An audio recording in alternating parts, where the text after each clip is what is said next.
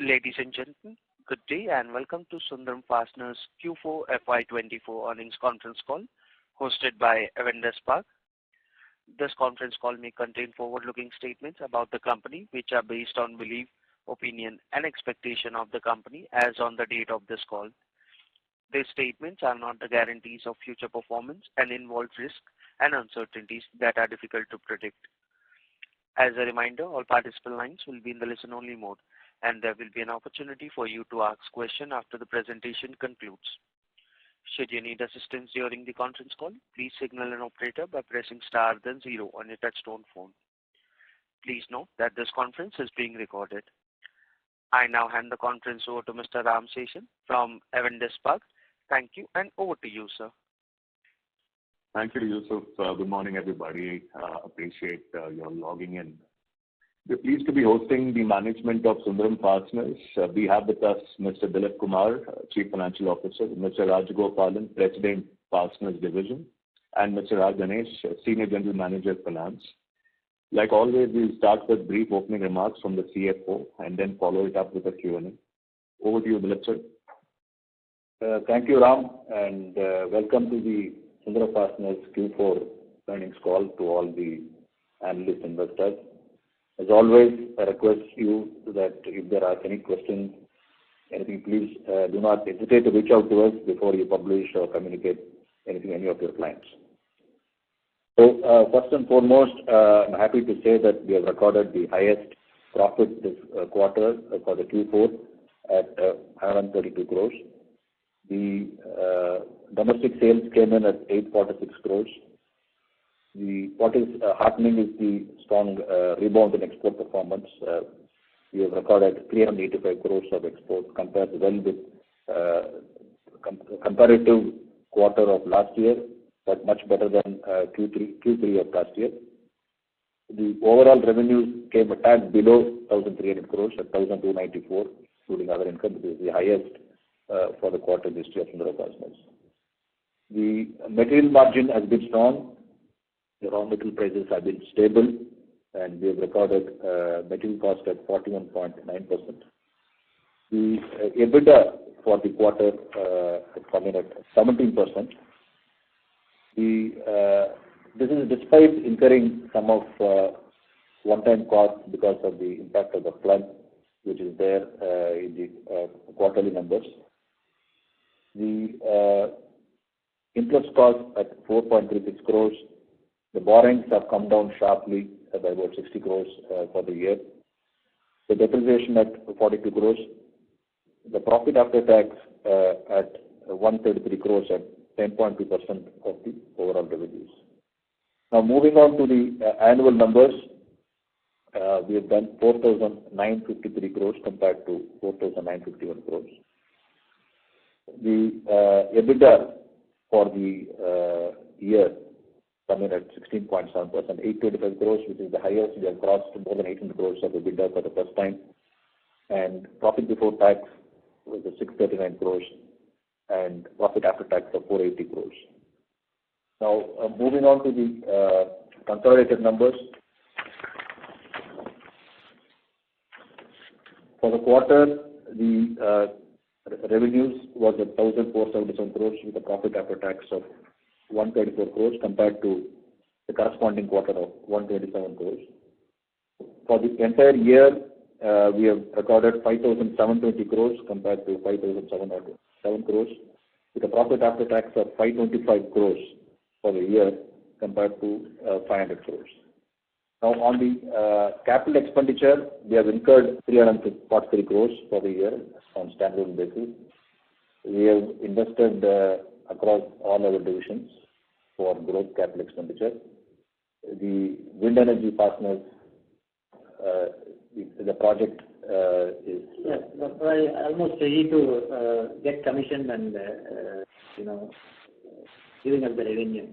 Yeah. So maybe that's from end of this quarter. Yeah, that's the good news on the wind energy. And for the export market, for the North American customer, the projects are on stream, and we will have higher revenues from H2 of the current financial year. And we are cautiously optimistic about Q1, and I think April month the numbers, if you see from SIAM industry body, the numbers are looking quite promising across all segments. I think notwithstanding the elections, even the commercial vehicles have done well.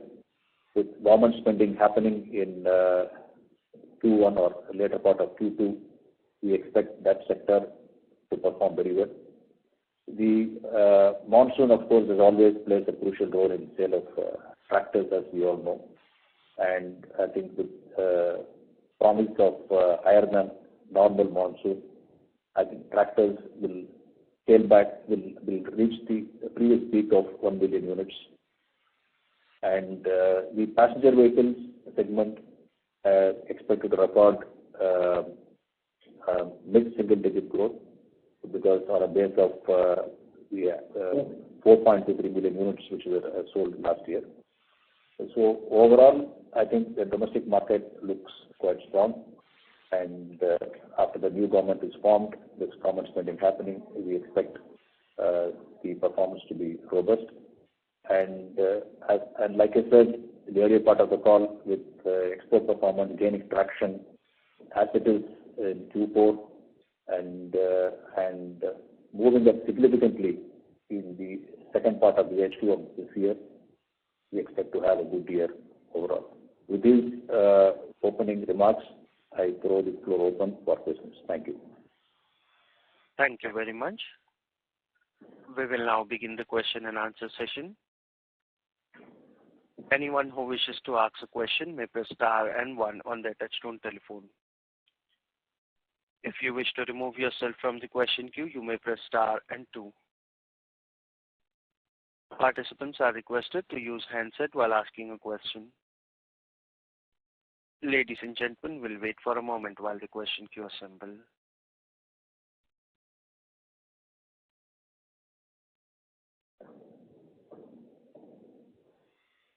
Participants, you may press star and one to ask a question. First question is from the line of Mr. Ram Season from Avendus Spark. Please go ahead. Hi, good morning. So, sir, anything you want to call out on the performance of the UK and Chinese subsidiaries for the year? How have they fared? Especially in UK, is the turnaround in the profitability that we saw last year, is that sustaining? Yeah, we expect the UK subsidiary to have another strong year. Notwithstanding the slowdown in the UK truck market, we expect our operations to be profitable this year in line with the last year. And it has turned around completely and lots of operational improvements. The raw material prices have been managed well and the freight costs have come down. And so there has been a strong operational performance in CPFL. We are also quite excited about the Chinese subsidiary, and despite the slowdown in the real estate sector, we think we will have a very strong year this year, and our business plans are quite practical, taking into account the slowdown in the Chinese economy.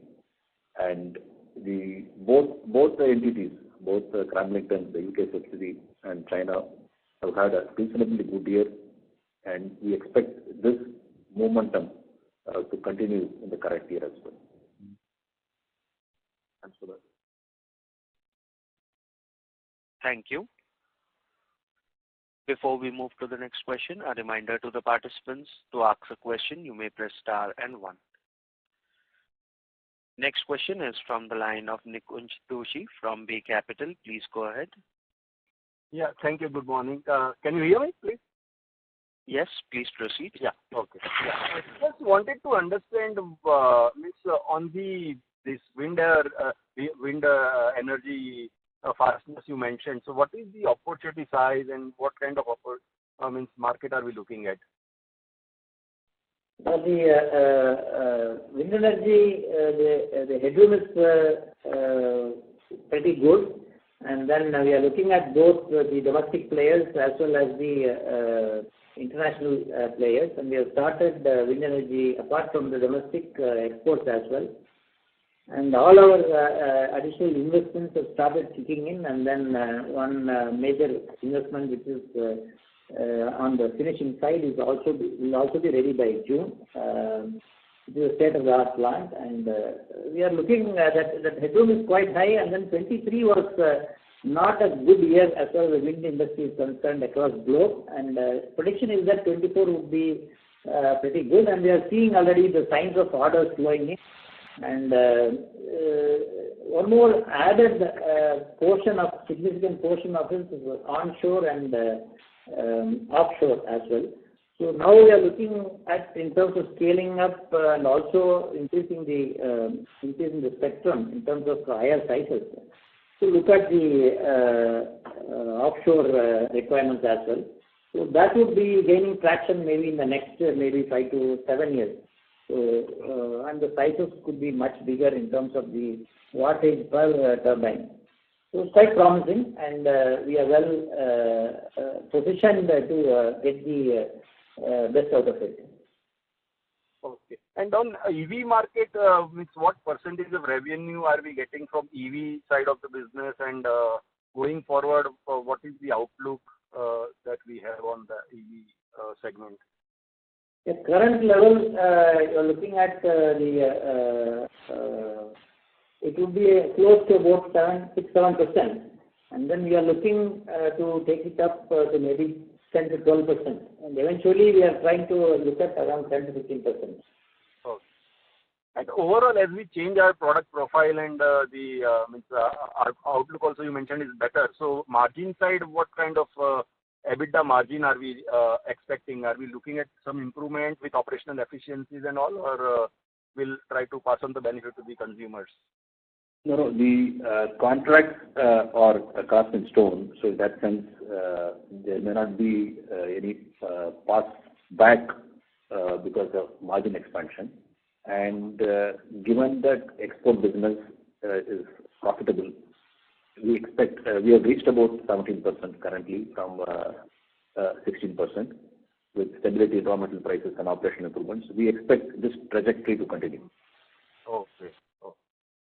Thank you very much. I'll get back in the queue. Thanks. Thank you. Participants, to ask a question, you may press star and 1.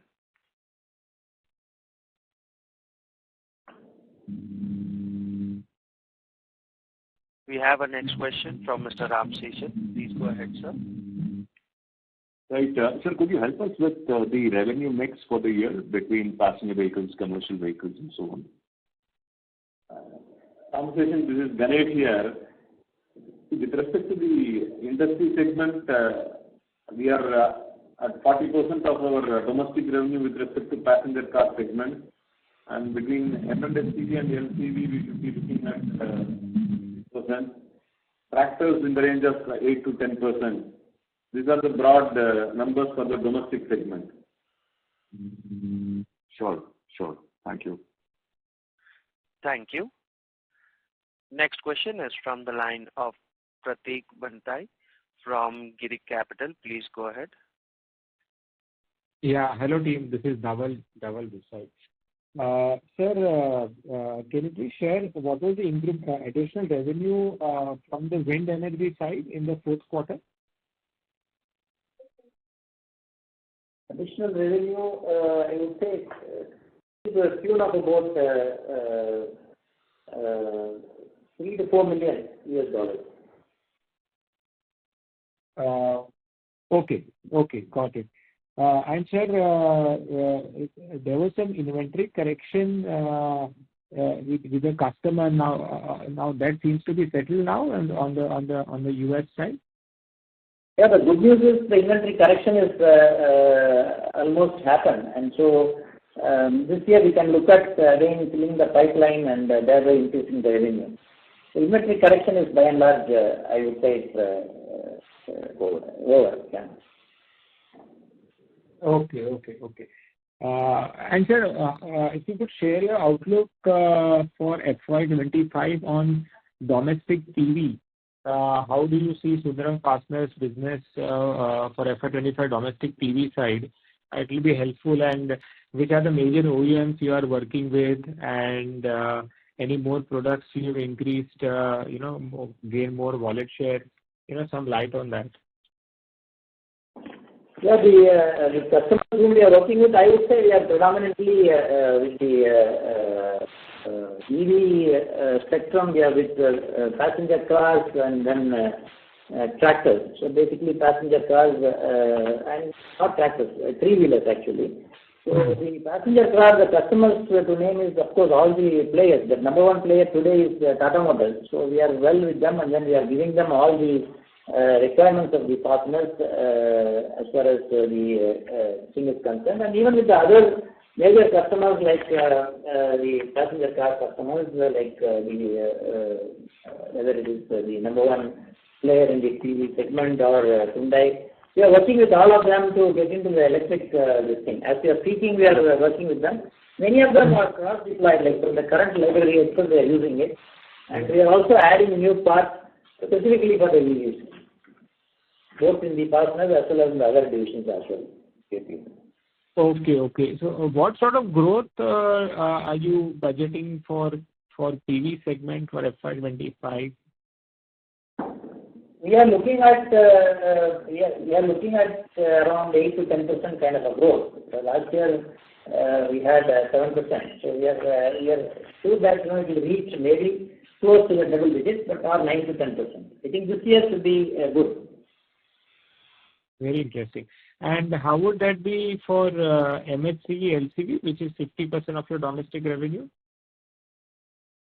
Even there, we are looking at, I would say, 12 to 13% in terms of MHCV. More than the percentage here, I would say that the content, the vehicle, higher tonnage vehicles growth, even though the percentage could be less. Sorry, come again, sir. I could not hear you. See, if you look at the numbers, you may say 8%, 10%, 12%, but then the content of the heavy commercial vehicle moving from 30 tons to 40 tons to 50 tons would be adding more, parts content per vehicle, even though the numbers should be lesser. So I would say that this would be a double attraction. One is the growth percentage, the other one is the weightage per vehicle on the kind of parts what we supply and the realization therein. Okay. So higher content share is giving you a much better growth rate compared to what. That's how we plan to overtake the industry numbers actually. So industry grows by 10%, we should be growing to 3% more than that is what normally we plan for in every segment.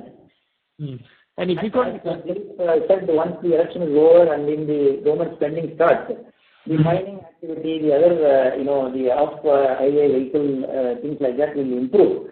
That would, the tippers, mining vehicles, off-highway vehicles, are all also broadly classified as heavy commercial vehicles. And that would add some kind of an attractive wallet share, what you call it. Yeah. Got it. And when you say higher tonnage vehicles, so what more are you supplying? If you could, will you be able to speak about products, which more products we are selling, or is the same fasteners which is fetching more value? Higher tonnage vehicles means the powertrain also would be of higher rated capacity. Okay. So typically, to make people understand, it can be a six-cylinder vehicle, and then it can be having a higher number of axles could be more, and then the fastener content per axle could be higher, and then the chassis will be bigger. Obviously, the chassis size will be bigger, and which means it's more of bolts and nuts and other components, whether it's hot force components, whether it is. So naturally,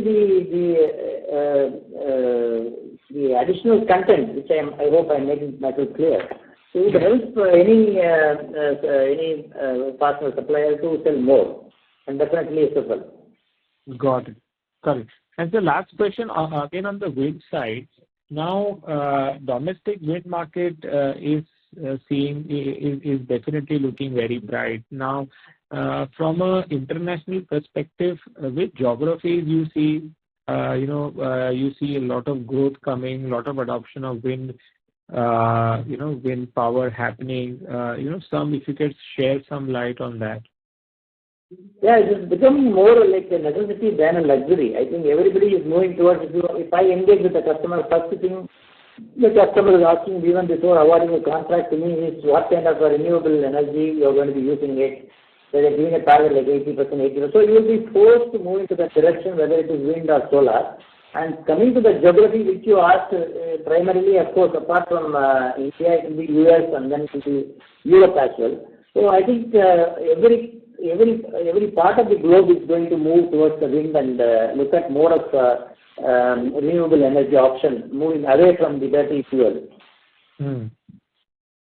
Interesting. And sir, are you supplying for any wind projects offshore, like on the sea, if they are building a windmill? Are you supplying components for that? So as of now, it is just panning out, and I would say what we are focusing is mostly on the onshore. So offshore requirements are coming up, and then definitely, I think, as I said in the beginning, maybe it will take a couple of years more, or maybe 3-4 years. But we are well positioned to already familiar with those customers and the requirements. So for us, scaling up would be easier. Okay. Great, sir. Thank you very much. Good luck. Thank you, sir. Thank you. Next question is from the line of Deepak Jain from Inami MC. Please go ahead. Yeah, good morning, sir. So can you tell me the capex for FY25? What are you planning for? Yeah, so we will be spending between 350 to 400 crores, and primarily on two of our divisions. One is the fastener division for our export market, and which will have truck applications, and also for hybrid PHEV at our special economic zone. Okay. So on the EV project, what is the status right now? So when do you expect to start supplying to that GM order which you have got? And any new customers are you talking to? The talking to customers is a continuous thing, and so receiving RFQs and engaging with the customers is an ongoing thing. But without getting into names for a moment, I would say we are supplying to North America, and the project is on stream. And like I said in the earlier part of the call, we will be supplying from H2. Okay. And sir, on wind power, what is the revenue potential over the next, let's say, 3 to 5 years? Given that you are saying that structurally, more investments are happening on wind and people are moving away from the dirty fuel. So what kind of potential can it become 2x, 3x from current levels? Yeah, from the current level, I would say that, you should be in a position to usually double within the 3 years. From the current level of 250, we should be reaching 500 plus in the next 2 to 3 years. Okay. And sir, last question.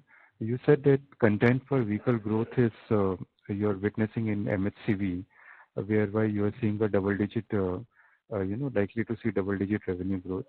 What is the status on PVs? Because a lot of premiumization and EV mix is also increasing. So what is happening on the PV in terms of content per vehicle? PV. Yeah, PV actually it's a good question, and what is going to be relevant is the extraordinary push from the government side in terms of Atmanirbhar and the QCO orders. Hope you are familiar. So it's going to be it is kind of indirectly nudging and forcing the OEMs to localize whatever they are importing currently. Maybe within if again, as Mr. Dilip said, the new government formation is crucial. And if the same Atmanirbhar push continues to happen, the current huge imports of components which is happening, specifically in the PV segment, will come down and they will be forced to localize. I'm sure that is going to happen because we are seeing the acceleration, we are getting sets of inquiries, and then, whom we have been approaching and they are now approaching us. So it's a kind of a good news for all the component suppliers. with the Atmanirbhar initiative of the government. Okay, sir. Sir, last question is on PLI. Can you just highlight what is the status? Are you opting for PLI or? We have opted for PLI. We are one of the approved companies. Our products have to get an approval from the testing agency. And now things have slowed down a bit.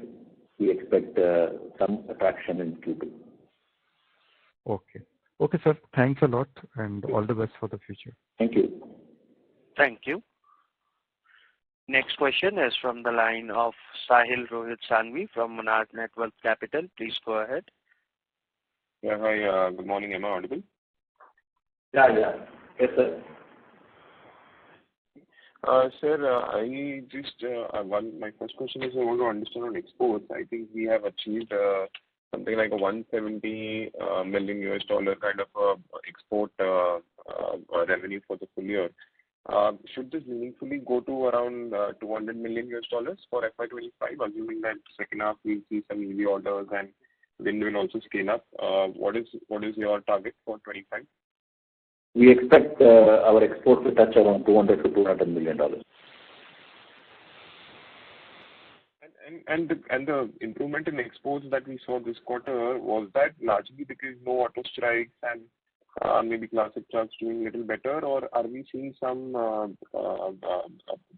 real demand improvement in those markets? If you can just show, Yeah, these are demands which are it's a sustained recovery, and I think the customers are increasing their production, and the channel destocking which happened is behind us now, and I think we will grow. And from what customer forecast, what we have got from our major customers, things are looking up, and I think we would in Q1 and Q2 our growth will be much higher than Q4 of last year. Question would be, what was the one-off expense due to the floods that you have recognized in Q4, FY24? Can you repeat that question, please?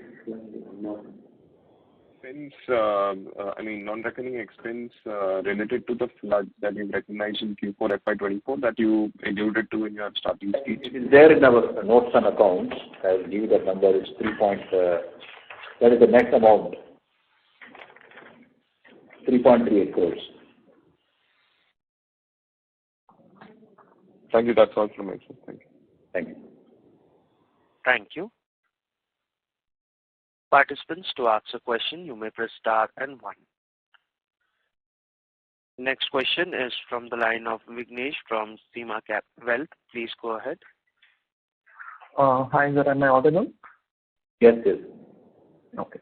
So I just want to understand the capacity utilization and any new projects coming on stream this year, sir.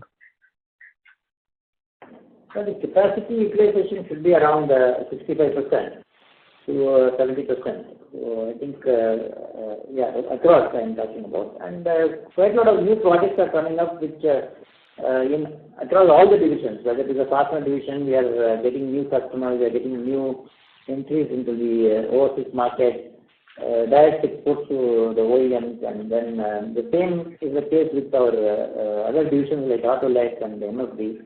So we have been working heavily on to getting in line with our whatever concept of TQM. We are looking at new customer acquisition and new products from the existing customers, new platforms. So we are working on all the areas to look at the growth and not to leave any stone unturned. Yeah, there are also other projects which are in the pipeline, so where we are working with the customers. Probably slightly premature to discuss at this stage, but there are some interesting projects we are working on. Okay, sir. Got it. And one more question on the wind side, sir. How is the revenues now coming up for it's domestic predominantly or it's exports? How are we focusing on and what's the future outlook, sir? Where are we basically going to get the ratio between domestic and exports is 70-30, and I think that proportion will continue, but I think towards the later part of the year, like I've been saying, that from H2 we expect higher export revenues, and so maybe we'll go back to 2/3 domestic and 1/3 as it was the case in the earlier years. Okay, sir. And the last question is on the metal pricing, sir. Of late, we have seen increasing prices. So will it have any impact going forward, sir, or how do we see the impact of that? I think metal prices, especially the steel, have been largely stable last year. We expect that trend to continue. But having said that, the Chinese imports, there are certain licensing requirements now. So the supply of Chinese steel is going to be limited. And therefore, some market correction and prices, there is a possibility of prices going up in steel. So we have the pass-through contract, or how is it, sir? Yes, sir. We have pass-through arrangements with all our customers. Okay, sir. Thank you. That's it from my side. Thank you. Thank you. Participant, to ask a question, you may press star and 1.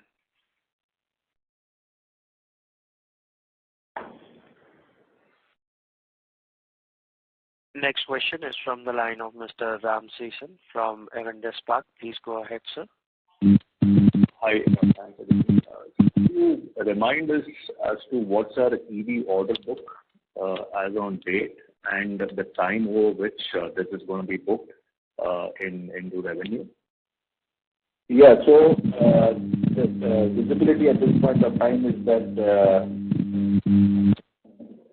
it's peaking in 2026, about $110 billion, $110 billion.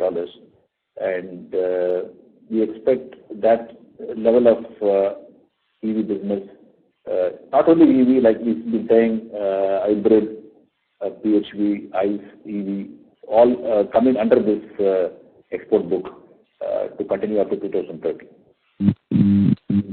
What's the book that you said, the cumulative stock figure as of now?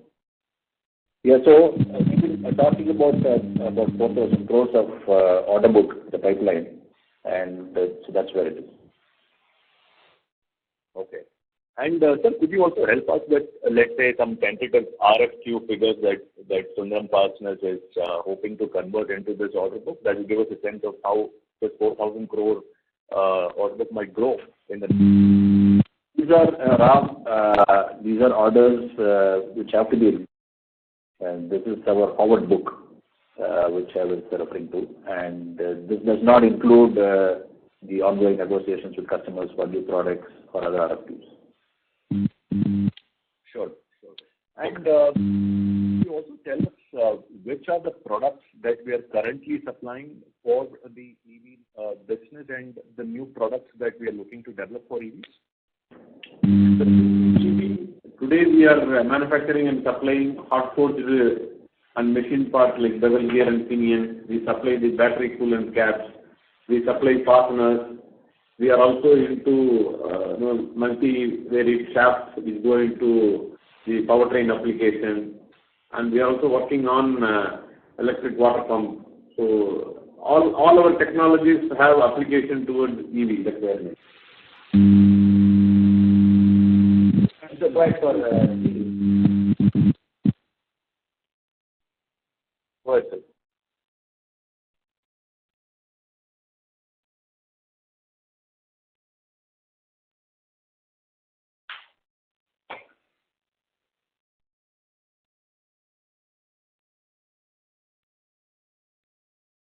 Ram, are you there?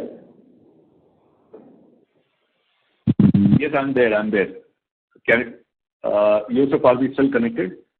Yes, sir. We are connected in the main call. A lot of disturbances at all. Ram, disconnect and reconnect. Static. Alright, sir. I'll just disconnect.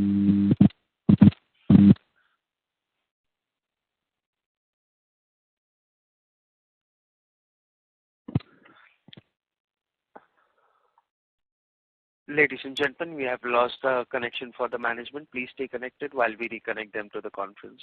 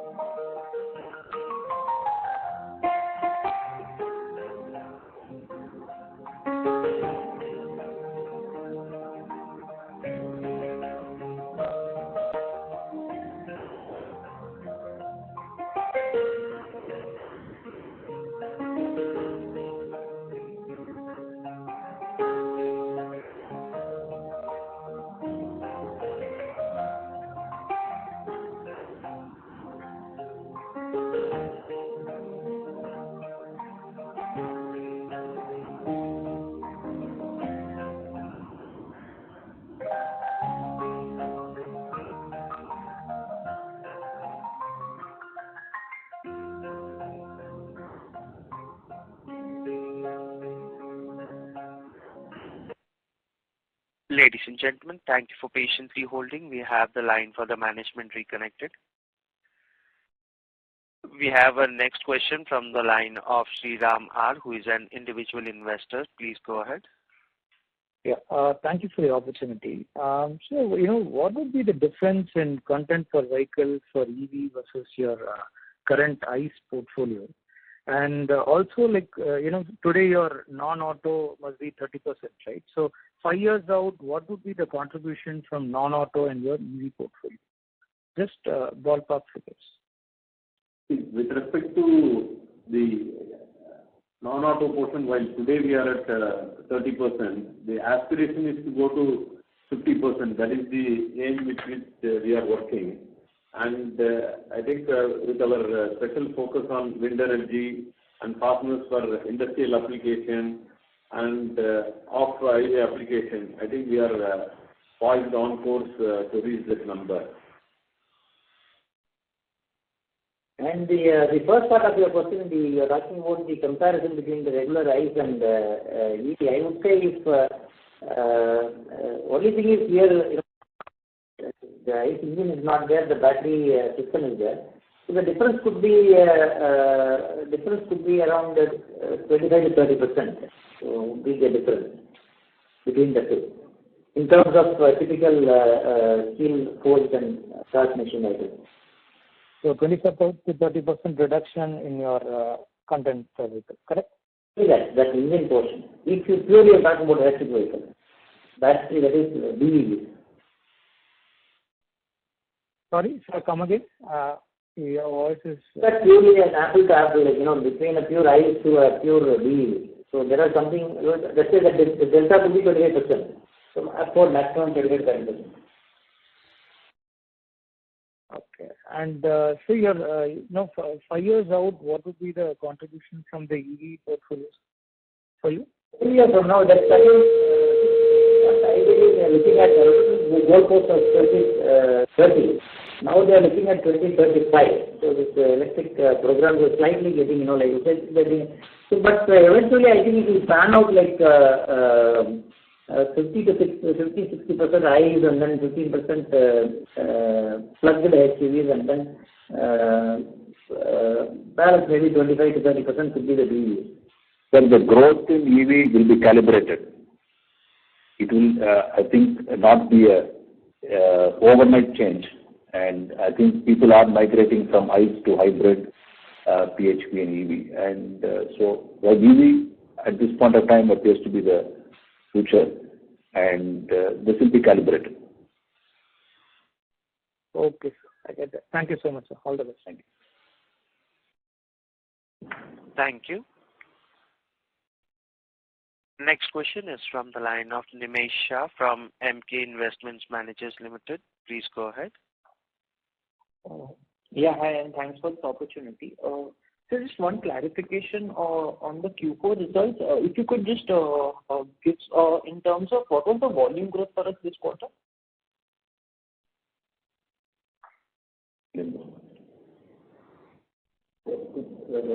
Q4 last volume growth.